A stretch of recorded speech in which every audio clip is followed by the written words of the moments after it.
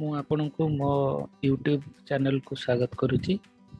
ଯଦି ଆପଣ ଘର ପାଇଁ ବ୍ୟାଟେରୀ କିମ୍ବା ଇନଭର୍ଟର କିଣିବାକୁ ଚାହୁଁଛନ୍ତି ତାହେଲେ ଏହି ଭିଡ଼ିଓଟିକୁ ଶେଷ ପର୍ଯ୍ୟନ୍ତ ଦେଖନ୍ତୁ।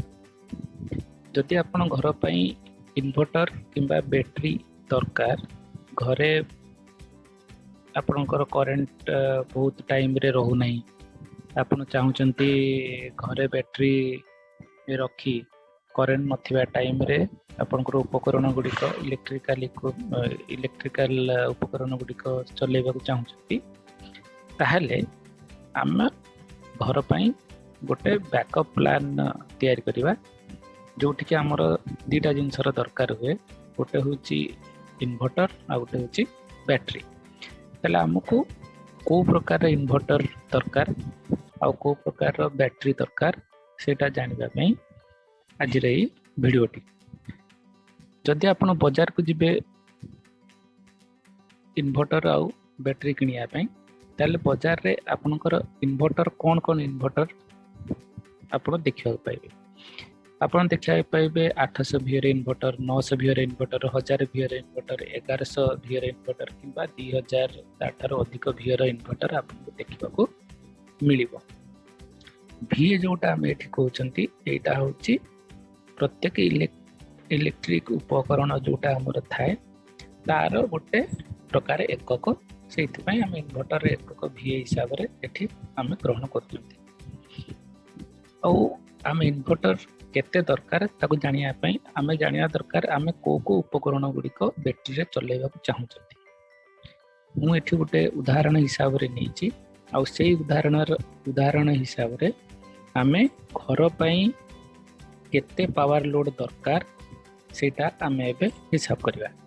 ଯଦି ଆମେ ଦୁଇଟା ଫ୍ୟାନ୍ ୟୁଜ୍ କରୁଛନ୍ତି, ତାହେଲେ ଗୋଟେ ଫ୍ୟାନ୍ ଯଦି 70 ୱାଟ୍ ହୁଏ, ତାହେଲେ ଆମର 140 ୱାଟ୍ ଫ୍ୟାନ୍ ଆମର ଯଦି ବ୍ୟାଟେରୀ ଚାଲିବ, ତାହେଲେ 140 ୱାଟ୍ ସେ କନଜ୍ୟୁମ୍ କରିବ। 4ଟା LED ବଲ୍ବ ଯଦି ଆମେ ଜାଳିବା 40 ୱାଟ୍ ସେଠି ଖର୍ଚ୍ଚ ହେବ ଆମର। ଗୋଟେ LED ଟିଭି ଯଦି ଜଳିବ ସେ 60 ୱାଟ୍ ଖର୍ଚ୍ଚ ହେବ। ଯଦି ଗୋଟେ ଟ୍ୟୁବ୍ ଲାଇଟ୍ ଆମେ ଜାଳୁଛନ୍ତି 20 ୱାଟ୍।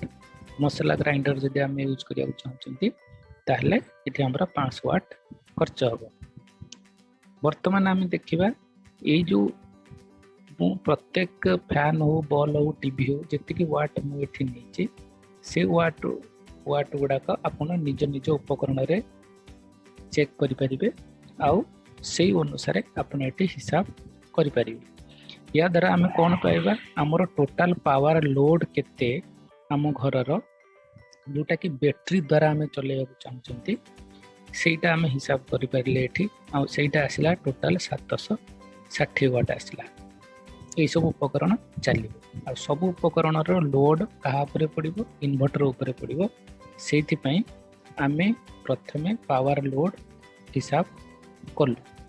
ପାୱାର ଲୋଡ୍ ହିସାବ କରିସାରିଲା ପରେ ଆମକୁ କେତେ ଭିଏର ଇନଭର୍ଟର ଦରକାର ଜାଣିବା ପାଇଁ ଆମର ଟୋଟାଲ ଲୋଡ୍ ଯେତିକି ଥିବ ତା ସହିତ ଏଠି 0.7 ହରିଦେବା।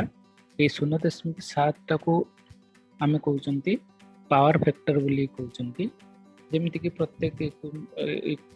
ଯଦି ପ୍ରତ୍ୟେକ ଉପକରଣ ଆମେ ଦେଖିବା, ସେ 100 ଭାଗ କାମ କରେନି। କେଉଁଟା ଆମର 90% କାମ କରେ, କେଉଁଟା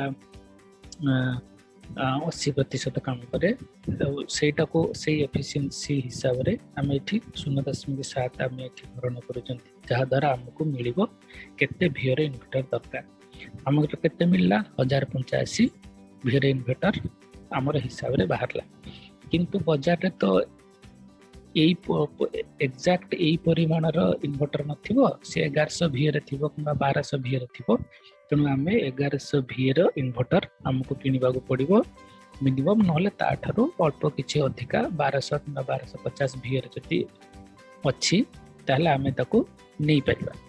ଆଉ ଏଠି ଆମେ ଆଉ ଗୋଟେ କଥା ମନେ ରଖିବାକୁ ପଡ଼ିବ, 1100 ଭିଏର ଇନଭର୍ଟର ଦୁଇ ପ୍ରକାରର ଆସେ। ଗୋଟେ ଆସେ ସିଙ୍ଗଲ ବ୍ୟାଟେରୀ ପାଇଁ, ଆଉ ଗୋଟେ ଆସେ ଡବଲ ବ୍ୟାଟେରୀ ପାଇଁ। ତେଣୁ ଯଦି ଆମେ ସିଙ୍ଗଲ ବ୍ୟାଟେରୀ ୟୁଜ୍ କରିବାକୁ ଚାହୁଁଛନ୍ତି, ତାହେଲେ ସିଙ୍ଗଲ ବ୍ୟାଟେରୀ ପାଇଁ 1100 ଭିଏର ଇନଭର୍ଟର ନେବା। ଆଉ ଯଦି ଡବଲ ବ୍ୟାଟେରୀ ପାଇଁ ନେବାକୁ ଚାହୁଁଛନ୍ତି, ତାହେଲେ 1100 ଭିଏର ଡବଲ ବ୍ୟାଟେରୀ ପାଇଁ ଆମେ ଇନଭର୍ଟର ତାଙ୍କୁ କହିବା। ତେଣୁ ବର୍ତ୍ତମାନ ଆମେ ଯିବା କେଉଁଠିକି? ଆମେ ଯିବା ବ୍ୟାଟେରୀ ସେକ୍ସନ।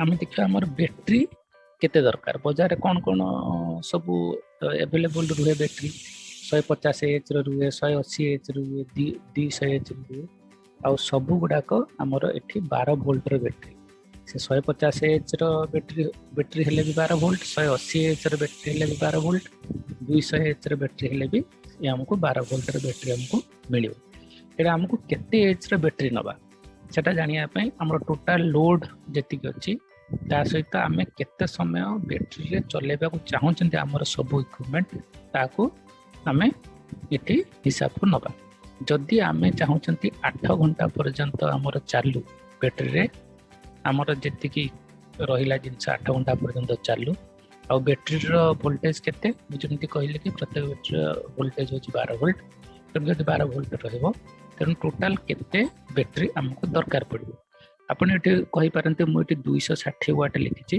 किंतु एक्चुअली हमर एठी 760 वाट एठी हिसाब हम करथिले मु एठी कोन करूछि ए जो 5 वाट ता जो रहिला ए 5 वाट ता को मु एठी हिसाब को नहीं नै कोन पई आपण जति मसला ग्राइंडर चलेबे मसला ग्राइंडर ता को आपण केबे भी 8 घंटा पर्यंत चलौछन्ती आपण केवल 2 मिनिट किबा 3 मिनिट पे आपण चलेबे सेति पई बैटरी से बेसी कंज्यूम एते करिवो नाही सेति पई बैटरी हिसाब समय रे मु ए 5 वाट ता को एठी मु माइनस कर देछि आ जदि 5 वाट ता माइनस एठी हे जिवो तले हमर 260 वाटेज हमर टोटल आसिला आ 8 घंटा पर्यंत हम चलिया चाहउछन्ती बैटरी रे हमर आ बाकी ए सब इक्विपमेंट हम तो 8 घंटा पर्यंत चलिया चाहउछन्ती तेणु आमर केते एच रो बैटरी दरकार 173 एच रो बैटरी दरकार किंतु हमको बाजार रे तो 173 एच मिलबनी हमको को बैटरी मिलबार अछि 150 एच रो नले 180 एच रो 200 एच रो तेणु आपण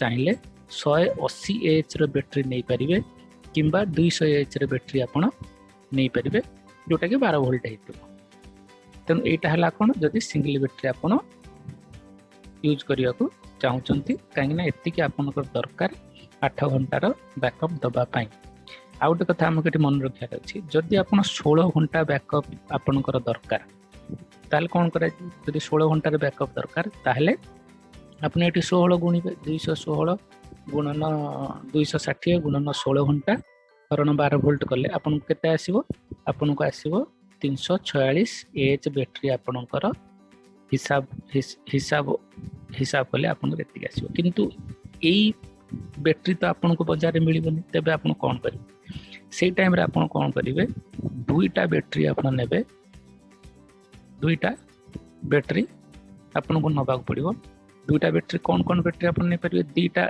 150 एच रे नै परिबे 150 एच आ गोटे 150 एच रो बैटरी नेले तेनु बर्तन ए दीटा जो 150 एच रो बैटरी रहिला एटा भी 12 वोल्ट एटा भी 12 वोल्ट तेणु बर्तमान ए दीटा बैटरी की आपण कौन करेंगे सीरीज रे कनेक्शन करेंगे सीरीज रे कनेक्शन करेंगे सीरीज रे आपण कनेक्शन करेंगे आउ जदि सीरीज रे कनेक्शन करेंगे तेणु ए जो 12 वोल्ट टा आपण कर हे जे 24 वोल्ट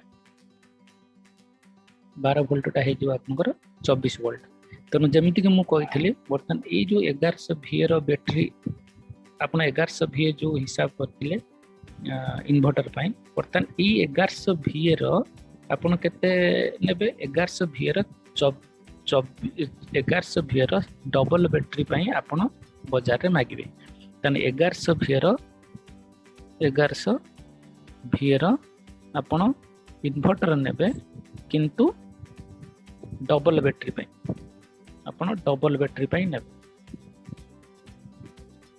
आपण डबल बैटरी पाई नउचंती तेबे आपण दीटा बैटरी चले पारि जदि दीटा बैटरी आपण यूज करबा को चाहू नाती ताहले आपण गोटिए बैटरी नेबे आ 1100 VA रो सिंगल बैटरी पाई जो इन्वर्टर सेटा को नेबे 1100 VA रो दी प्रकार रो आसे गोटे होची सिंगल बैटरी पाई गोटे होची डबल बैटरी पाई तेनु आपण चाहिले डबल बैटरी पाई जोटा 1100 VA रो इन्वर्टर सेटा को नेबे मो बारंबार कहूचे जदि आपण दीटा बैटरी यूज करिया चाहउछन्ती ताले 1100 VA रो डबल बैटरी पाई जो इन्वर्टर सेटा नेबे 1100 VA रो दी प्रकार रो इन्वर्टर अवेलेबल रुहे मार्केट रे सिंगल बैटरी पाई भी और डबल बैटरी पाई भी आपण डबल बैटरी पाई नेबे। ଧନ୍ୟବାଦ।